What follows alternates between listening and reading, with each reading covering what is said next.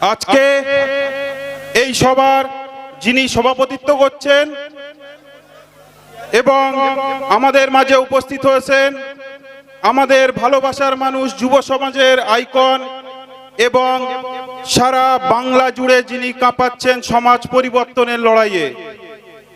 এছাড়াও আছেন আমাদের বিশ্বজিৎ দা, রাজ্যের সাধারণ সম্পাদক, এবং আমাদের বসিরহাট কেন্দ্রের অবজারভাররা।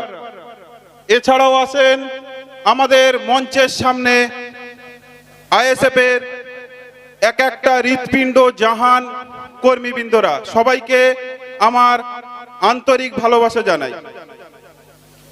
আমি আক্তার রহমান বিশ্বাস, ভাইজানের মনোনীত প্রার্থী।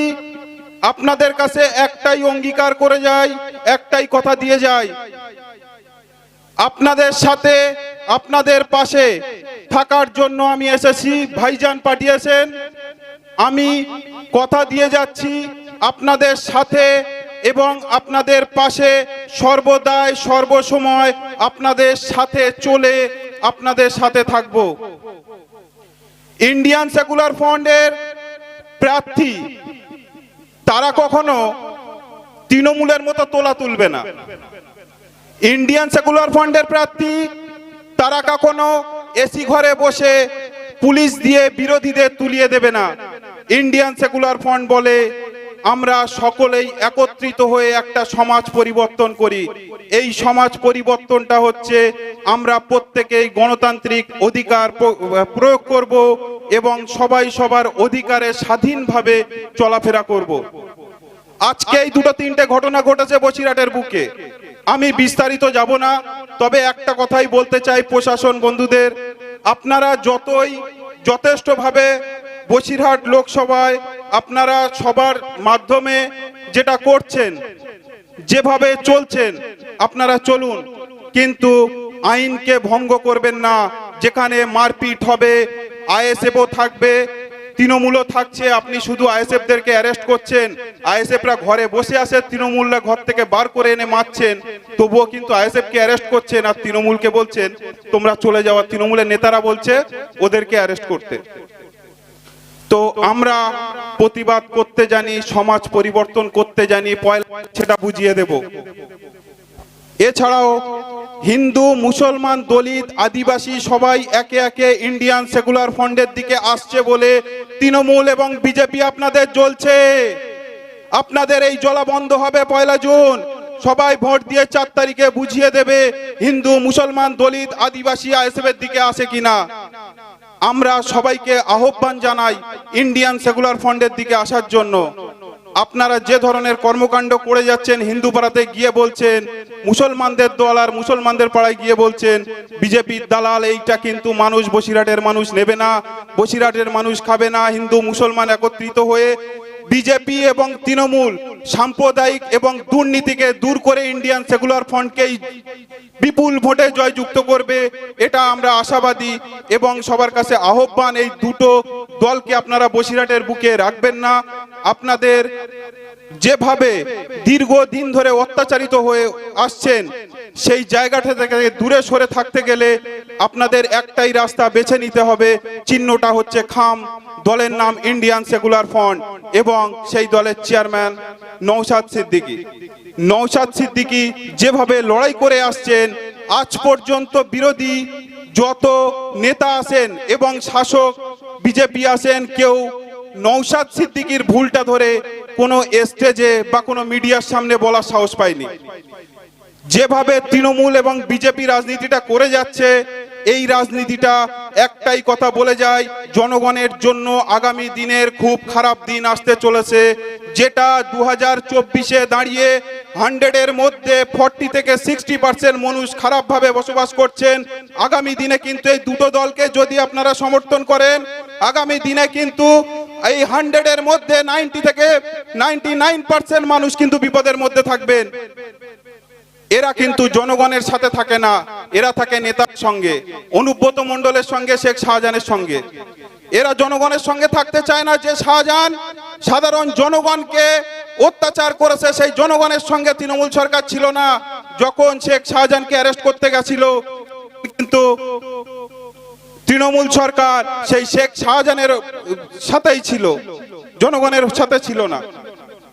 সেই জায়গায় দাঁড়িয়ে আমি একটা কথাই বলতে চাই এবং কথা দিয়ে যাচ্ছি, আপনারা সবাই একে একে এগিয়ে আসবেন ইন্ডিয়ান সেকুলার ফ্রন্টের দিকে, খাম চিহ্নে ভোট দিয়ে বিপুল ভোটে জয়যুক্ত করবেন।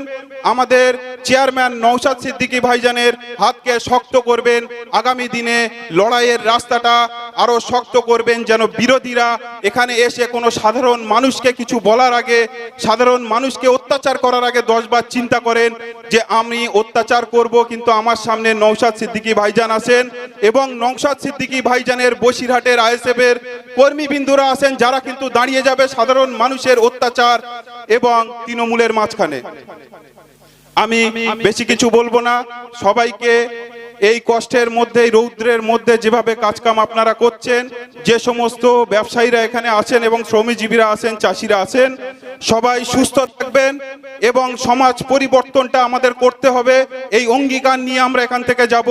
আমাদের নওশাদ সিদ্দিকী ভাইজান এখানে উপস্থিত আছেন, আমি বেশি টাইম নেব না। ইন্ডিয়ান সেকুলার ফ্রন্ট জিন্দাবাদ, নওশাদ সিদ্দিকী জিন্দাবাদ, আমাদের আইএসএফ এর কর্মীবৃন্দ জিন্দাবাদ। ধন্যবাদ। আমাদের প্রার্থী, আমাদের সকলের প্রিয় আক্তার রহমান বিশ্বাস ভাইকে আমরা জানার অপেক্ষায় সেই 4টে থেকে এখানে বসে আছি। এবারই আপনাদের সামনে বক্তব্য দেবেন ছোট ভাইজান। তার আগে ছোট ভাইজানের জন্য একটু স্লোগান হয়ে যাক নাকি? ভাইজান ভাইজান ভাইজান জিন্দাবাদ, ভাইজান ভাইজান ভাইজান জিন্দাবাদ, গরিবের সাথে নওশাদ সিদ্দিকী ভাইজান জিন্দাবাদ, যুব সমাজের আইকন নওশাদ ভাই জিন্দাবাদ, আইএসএফ আইএসএফ জিন্দাবাদ। এবার আপনাদের সামনে বক্তব্য দিচ্ছেন আমাদের প্রাণপ্রিয় ছোট ভাইজান।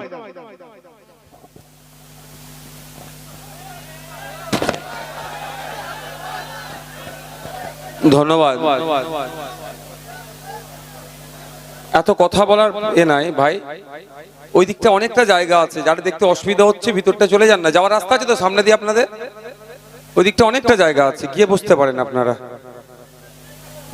ভিতর দিকে চলে যান না, এখানে এত চাপ করার দরকার নেই, গিয়ে আরামসে বসে শুনুন।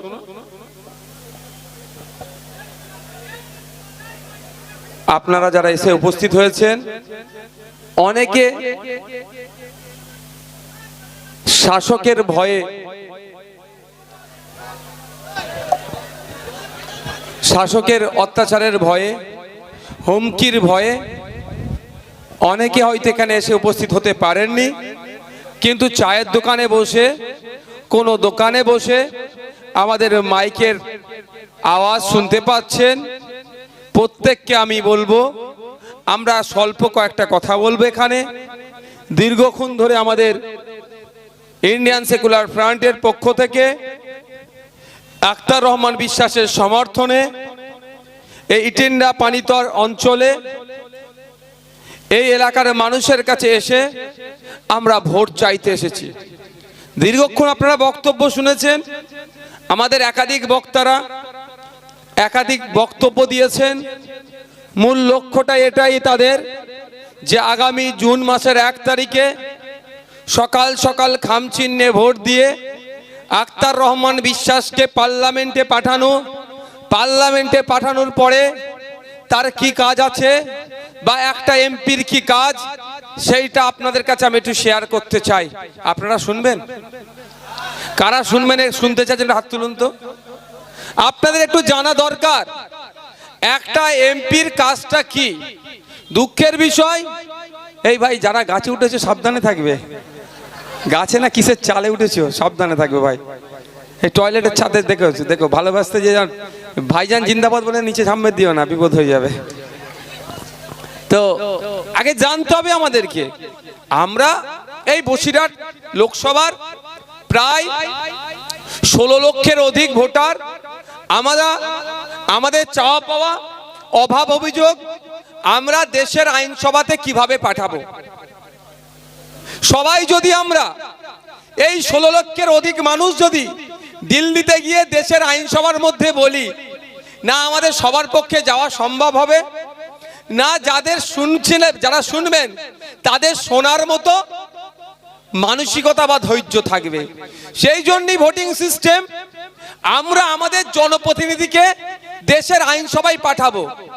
দেশের আইনসভায় গিয়ে আমার জনপ্রতিনিধি আমাদের যে সমস্যাগুলো আছে সেইগুলোকে নোটিশ করবে, ওখানে অ্যাড্রেস করবে। কনসার্ন ডিপার্টমেন্টাল মিনিস্টাররা সেটা নোট ডাউন করে এই বসিরহাটের, এই টেন্ডার, এই আপনার বাদুড়িয়ার, এই মিনাখার মানুষজন, অর্থাৎ এই লোকসভার মানুষের হাড়োয়া থেকে শুরু করে যে সমস্যাগুলো আছে সেইগুলোকে নোট ডাউন করে সমাধান করবে। এটা হচ্ছে সিস্টেম। দেশের 140 কোটির অধিক মানুষ আছেন, সবাইয়ের সমস্যা যদি কেউ শুনতে চায় তাহলে কত বছর লাগবে আর মুখে বলা যাবে না। সেই জন্যই এই দেশের 140 কোটি মানুষের জন্য সারা দেশ থেকে 543 জনকে পার্লামেন্টে যাওয়ার ব্যবস্থা করা হয়েছে গণতান্ত্রিক প্রক্রিয়াতে। এই 543টা সিটের জন্য অন্তত 3000-এরও বেশি মানুষ প্রতিদ্বন্দ্বিতা করছেন। কেউ কোন রাজনৈতিক দলের পক্ষ থেকে করছেন, কেউ ন্যাশনাল পার্টির পক্ষ থেকে করছে, কেউ রিজিওনাল পার্টির পক্ষ থেকে করছে, কেউ রিকগনাইজ পার্টির পক্ষ থেকে করছে, কেউ নন রিকগনাইজ পার্টির পক্ষ থেকে করছে, বা অনেকে নির্দল থেকেও করছেন। প্রত্যেকের রাইট আছে, আমার আপনার প্রত্যেকের রাইট আছে।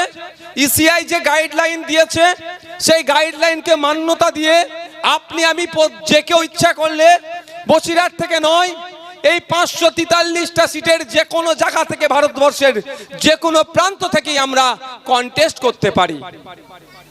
কিন্তু জেতা হারাটা কোথায় আপনাদের হাতে নির্ভর করছে।